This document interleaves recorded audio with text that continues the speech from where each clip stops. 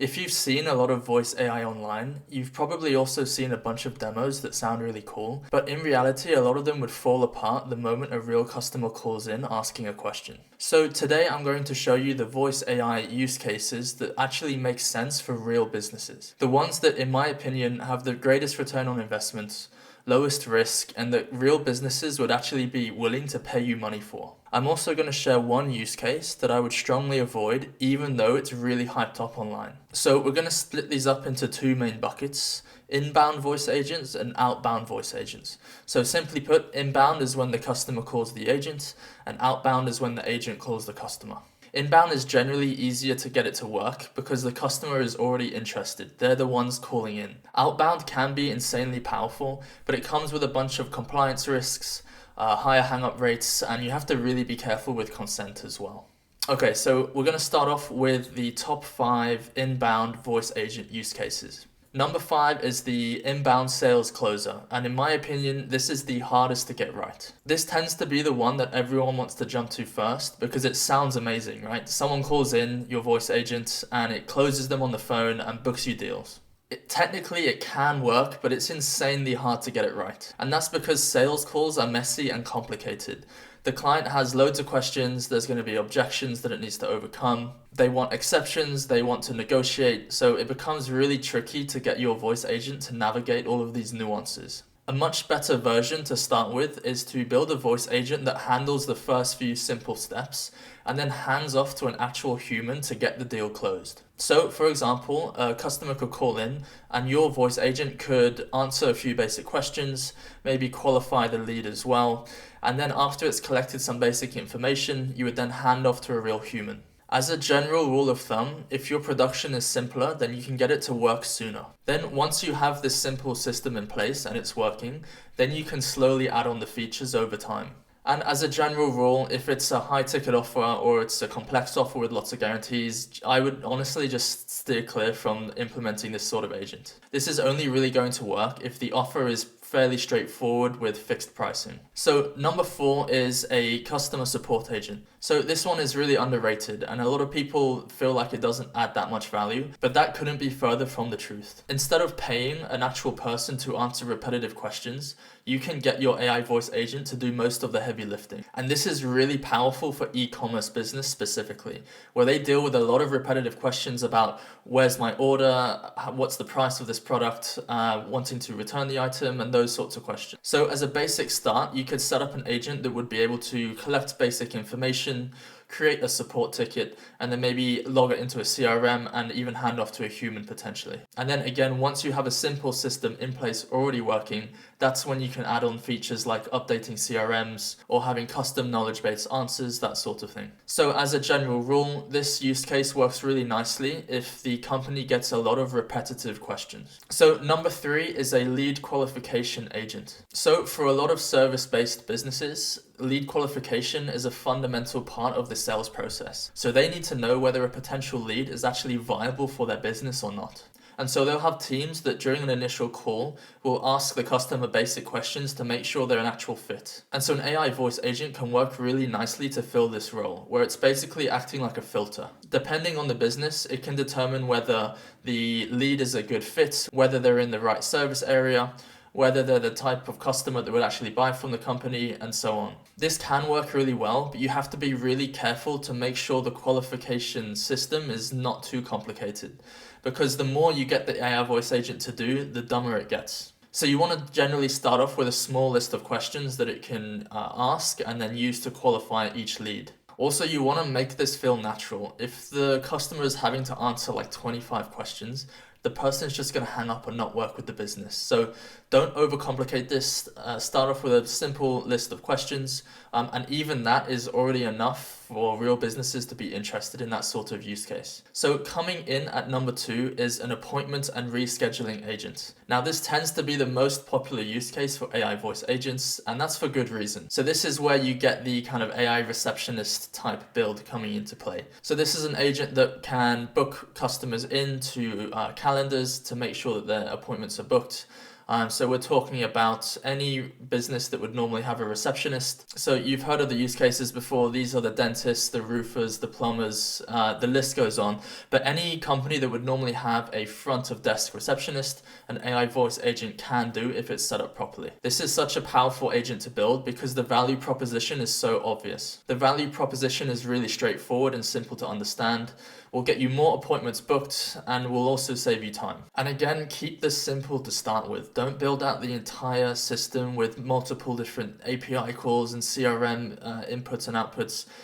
Start off with a simple booking agent, and then once that's working nicely, then add on the extra bells and whistles. And coming in at number 1 is a use case that sounds really simple, but for anyone just getting started in the AI voice agent space, this is the go-to offer that I think you should consider.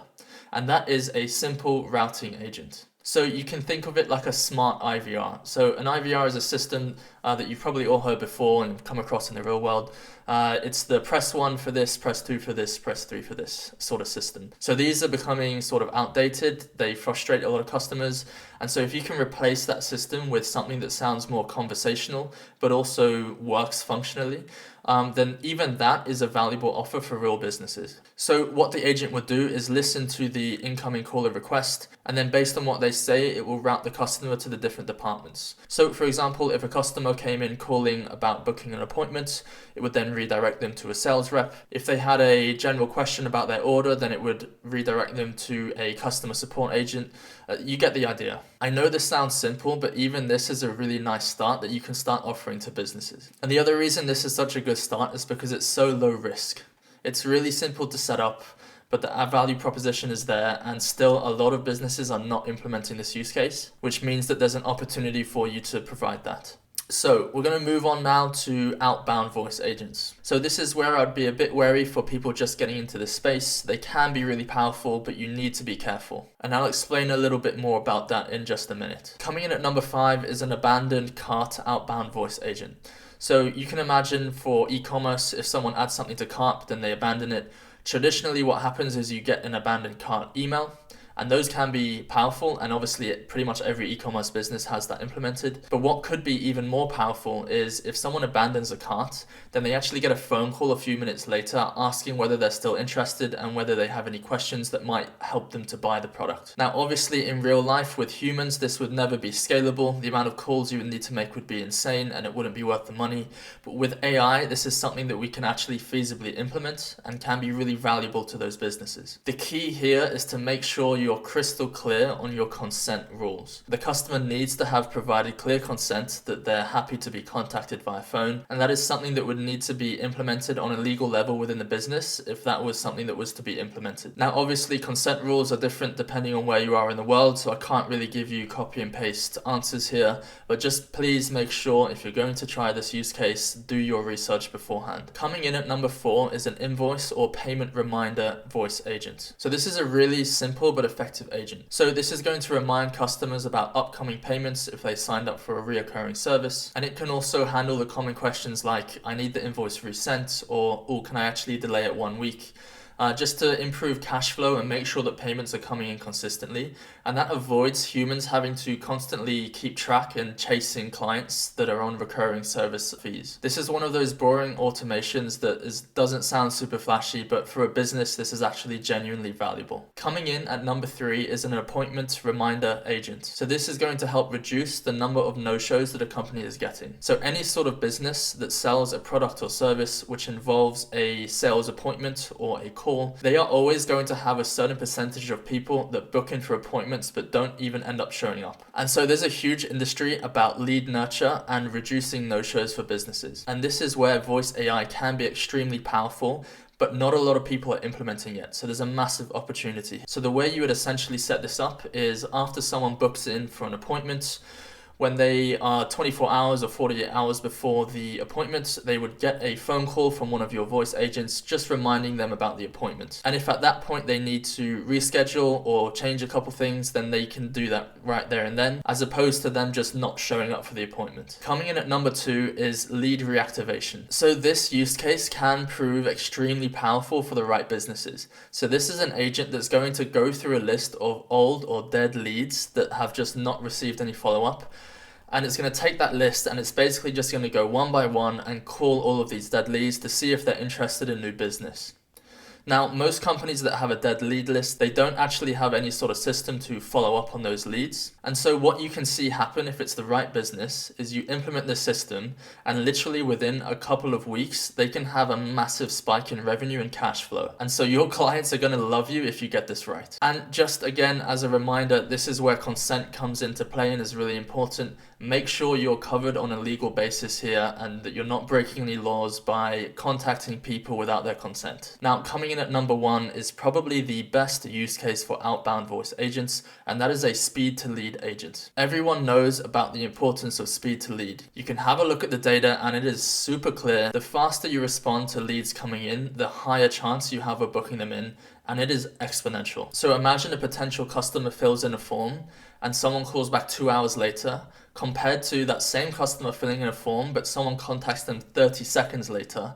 The outcome is massively different. And this is something that companies pay a lot of money to invest in staff to make sure that their response to lead times are really good. And yet still a lot of businesses have a really slow response to lead time. And so if you can implement a system that drops that speed to lead time dramatically, then you're going to be able to recoup a lot of lost revenue that they're just losing out on because they take an hour to call back. And that is a super, super valuable use case for any business. So with this agent, what you would want to do is set it up so that as soon as a lead comes in via a form or whatever sort of lead intake system they have and calls them back straight away, qualifies them and tries to get them booked in for an appointment. Now, as promised, here is the use case that gets hyped up a lot online, but I want you to steer clear from this at all costs. And that is simply put, cold calling strangers using voice AI agents. If you start calling strangers that have not interacted with the business before using AI, that is actually illegal in the US. Calling in the US is heavily regulated, and as you can imagine, with the advances in AI, the laws have been updated as well. And simply put,